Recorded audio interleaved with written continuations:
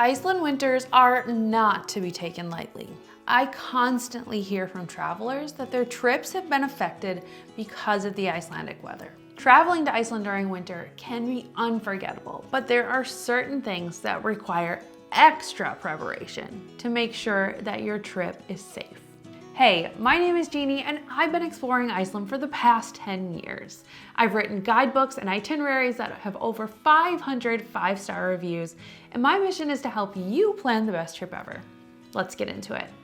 Next up are the websites and apps that you're going to want to refer to in order to check for these weather conditions. Okay, so the first website that you're going to want to check is called weather.is. So just type weather.is in the search bar. When you land on the page, it will look like this. Obviously, it's all in Icelandic, so you want to switch to English right up here. And then you can click on this box in the corner. And this is where it shows the Icelandic weather report, which is really, really important when you're checking for storms. Today happens to be no storms in the entire country, which is very strange considering the time of year. But basically, let me give you just a runaround of what is going on here on the page. So there's going to be this map, and the affected areas would be shaded with the different color.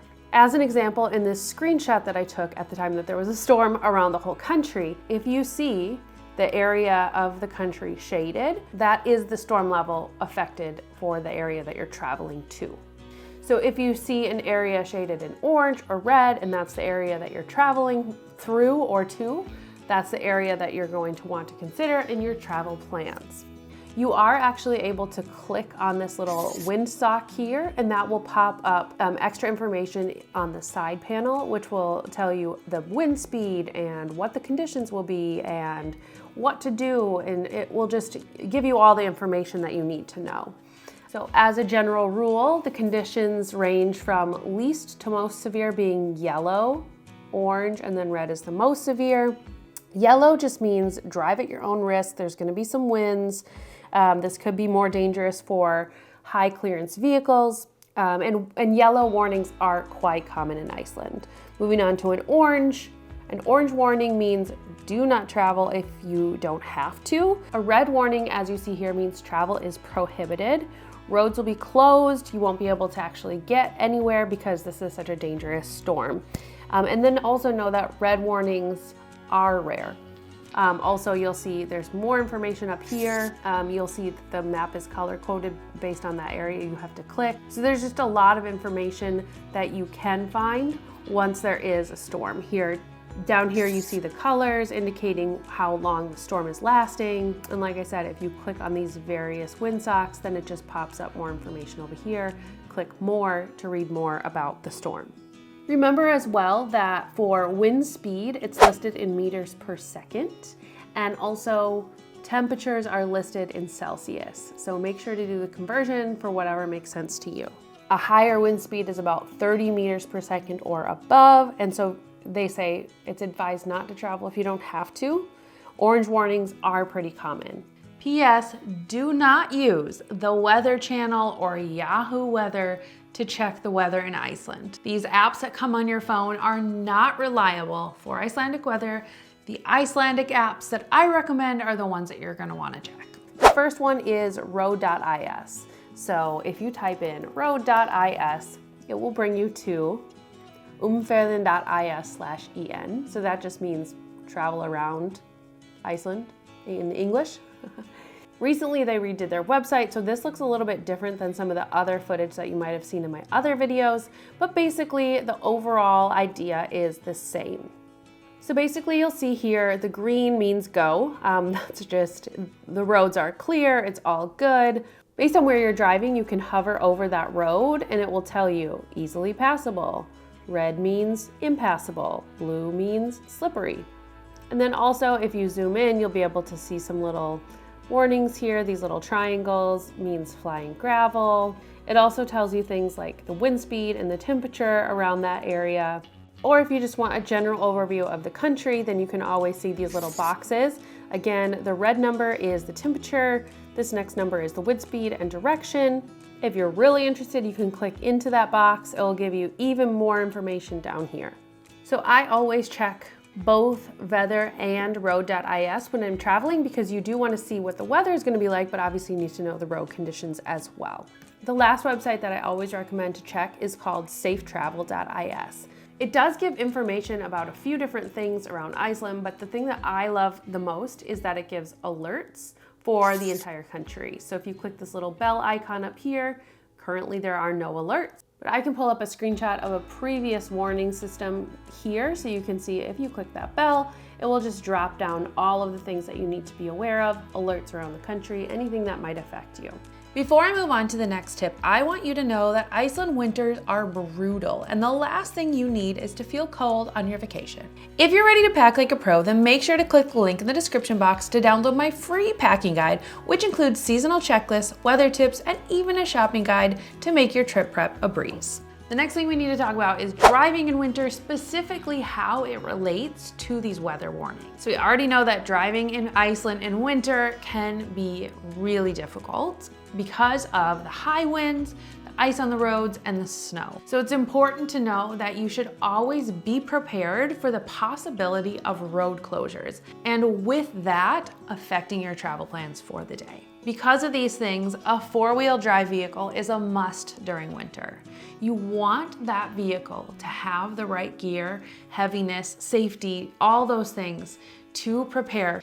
You want your vehicle to be able to get you safely from point A to point B when you're traveling around Iceland, and a four-wheel drive vehicle will make sure that that happens. The other thing you want to do is check with a rental car company that you use to make sure that they provide winter/studded tires, and at a minimum provide an ice scraper so that you can clear off the ice and frost from your windshield. The other thing about driving during the winter is that the weather can be different from where you start to where you're going. So you need to look at the weather and road conditions of where you wake up and then all the way along the route for where you're going. If you wake up and there's no weather warning for where you are, but you're traveling into an orange warning, for example, that will definitely affect your driving and daily plans.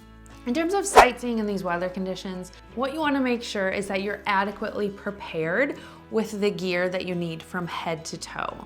I've talked about this in other videos in packing and weather and things like that, but just as a reminder, everything has to be insulated, warm, waterproof, windproof, and having backups of hat and mittens. The other thing to consider is how the weather condition will affect the place that you're exploring.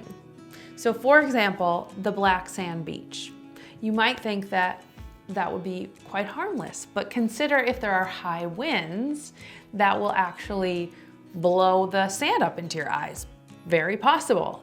High winds in Iceland. If there are really, really low temperatures, then you're thinking extra ice around places like the waterfalls. So again, super, super slippery. High winds plus snow equals drifting on the roads. So you always want to keep in mind, what is the weather condition saying and what are my activities for the day? All right, so here is the million-dollar question I get asked all the time.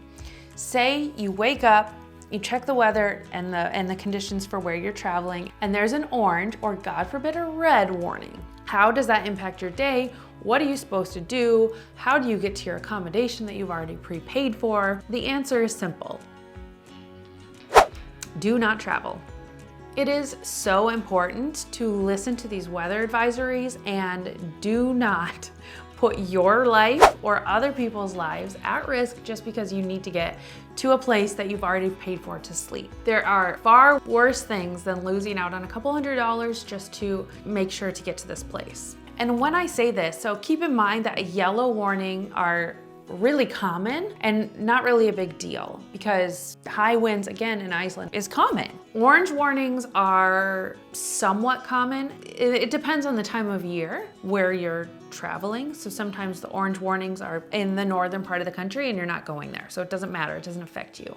I will say that red warnings are extremely rare, and all the time living in Iceland, I've seen a red warning maybe only a handful, 2 or 3 times. So wouldn't be super concerned about that, meaning that you have to take immediate shelter and, you know, don't go out of a room, things like that. But orange warnings are really common, and unfortunately, I would not recommend traveling during that time, especially if you don't have experience traveling or driving during those type of conditions, which most people don't. So my recommendation during that time is don't get in your car. I would call your accommodation straight away and say, here's the deal, I'm here, I'm supposed to get to you tonight, what do you suggest? And they'll advise you what to do. They'll say, okay, don't worry, stay put, it's really bad out there, we'll refund your money, no problem. Or they're gonna say whatever they're going to say, but just know that, again, putting yourself at risk by being on the road, not a great idea. And there's always got to be a plan B during this time, right? If you're traveling during these months that have these weather warnings, which is like anywhere from basically October through April, then just expect to have a plan B. And by that, I mean, maybe you won't be able to make it to that place, and so you won't be able to see those sites. So you have to completely have another plan. What am I gonna do in the case of weather? I could go to museums. I could go find a nice cafe and just kind of read a book and stay put. All right, so the main thing to remember here is safety first. Weather in Iceland is extremely unpredictable, so you can't guarantee if you're going during a certain month that it's gonna be a certain weather. You have to be prepared for all the weathers. That's just how it goes on an island. If you like this video, you are going to love my monthly Iceland planning videos where I break down each month's temperatures, weather conditions, special events, and more. I'll see you in the next video, but until then, happy planning.